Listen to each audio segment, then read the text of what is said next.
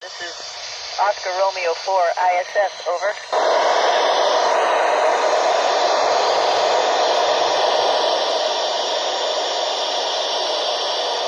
India Kilo 1 SLD, this is Oscar Romeo 4 ISS, over.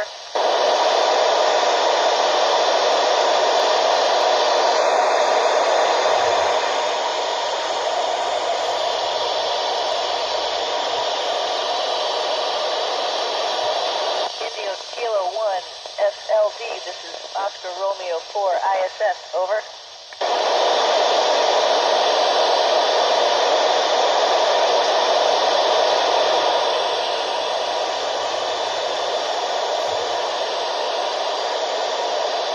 India Kilo 1 SLD, this is Oscar Romeo 4 ISS, over.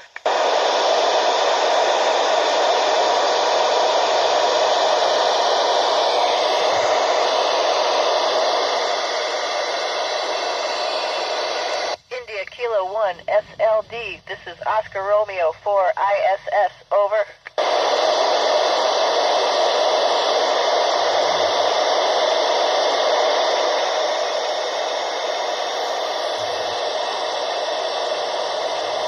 Buongiorno, India Kilo 1 SLD, this is Oscar Romeo 4 ISS. I've got you loud and clear, and I'm ready to talk to the Cottam Scouts in Canada. Over.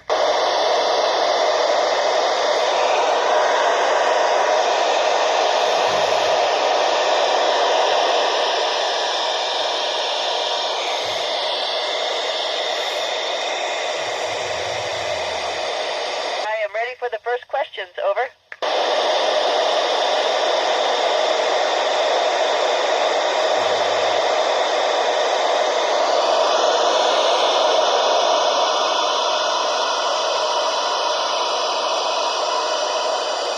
Good question, Emma. I love looking out and looking at our planet. In particular, I'm from the United States, and so I can recognize my home, and obviously very close to the United States is Canada, so we could see a lot of things going on in Canada. I'm from New England, so I like looking now, coming up at the snow, over.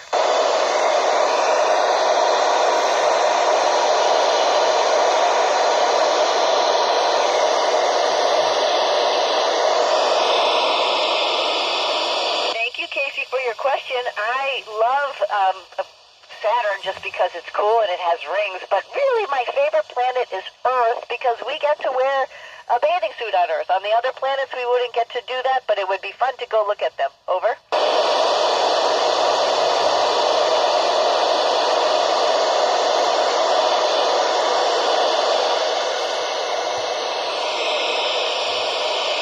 A great question. I was just looking out at the stars a couple hours ago, and there's so many, too many to count. I think billions of stars out there. I could see our Milky Way even, and it's just too many to count. Over.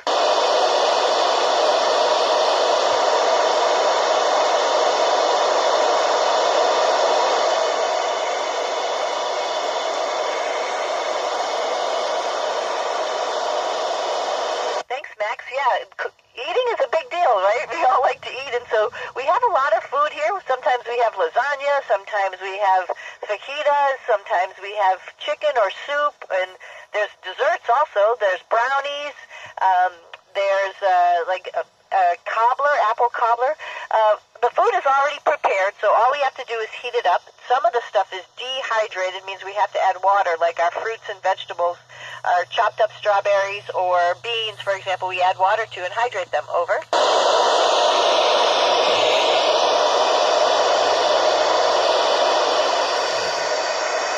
Hey, Marshall. So I was a pilot in the Navy, and then I became a test pilot, and that's just one road to becoming an astronaut.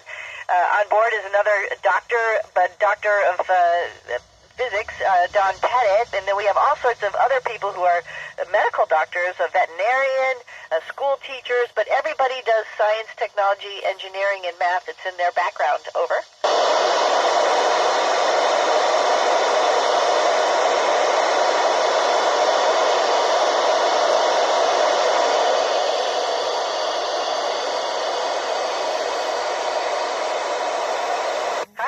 Yes, of course I can see Lake Erie, and actually I was born in Cleveland, so on the south side of Lake Erie. You guys are on the north side.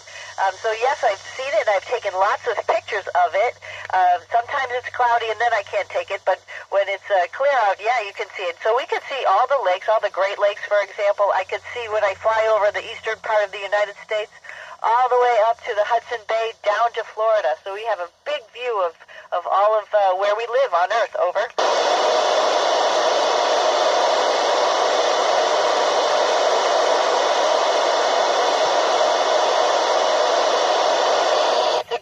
James, because I do want to come home. I look at the Earth and I think, oh my God, there's so many fun things to do, so many great places to go visit. So we have a spacecraft up here called Dragon, which we will all get into and take that home. So it will, one day when we're ready to undock from the space station, we will get in Dragon and then we'll fly it back home and land somewhere near Florida. Over.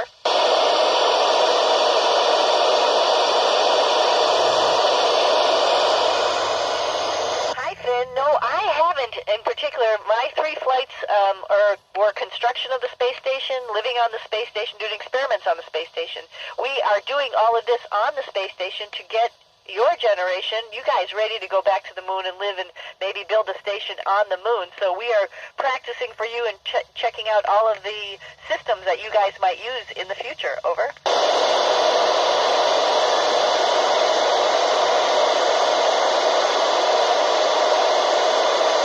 Well, it's pretty shocking if I tell you just about 10 minutes. It depends on the rocket and the spacecraft, but that's really how long it takes to get out of our gravity, the gravity that's holding us to the Earth. We're still in microgravity while we're here, but to get to a place that we will orbit around the planet is just about 10 minutes. Now, getting to the space station might take a couple orbits, and the orbit is about an hour and a half, or maybe a couple days. For us, it was about 25 hours to get to the station. Over.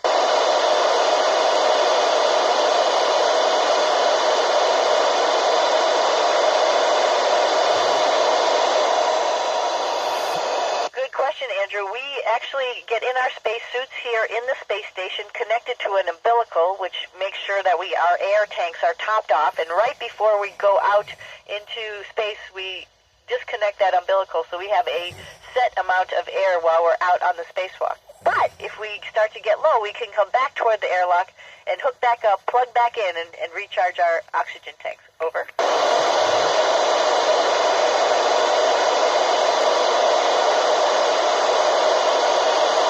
So, Lucas, not me personally, no. We have had rovers that have gone there, and I look at them as they're looking for the right place for us to go and land. But they have found evidence that probably there was water or some type of fluid flowing on Mars at one point in time, so it really makes you wonder. There might be something, some microbe that is there, or maybe there was something. We have to go look and find out. Over.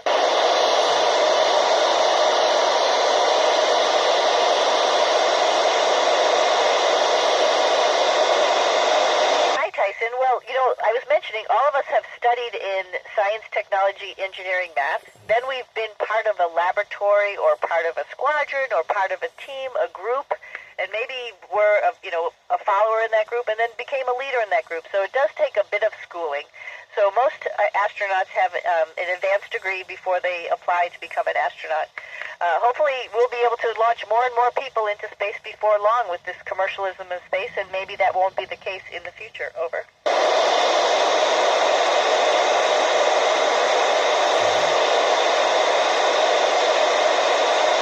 That is a great question, Rolly. You know what?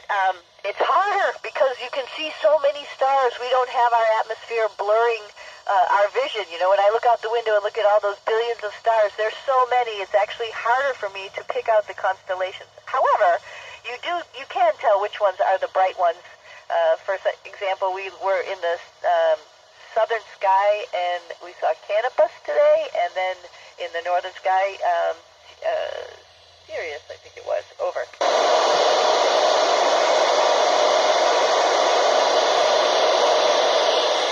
Oh gosh, this is out of my league. I don't know the answer to that one.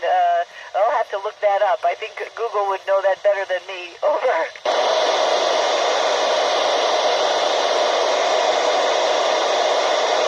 Hey Geneva, well, the temperature really varies, particularly like I've felt it as doing a spacewalk. When we're in the shadow, it's very cold, like potentially maybe minus 200, and when we're in the sun, it's pretty warm, like potentially plus 200, because we don't have our atmosphere, that blanket, that insulator, to shield us from the extreme temperatures of space. So that's why our spacesuits are so, one of the reasons our spacesuits are so big and heavy, because they protect us from those temperature extremes. Over.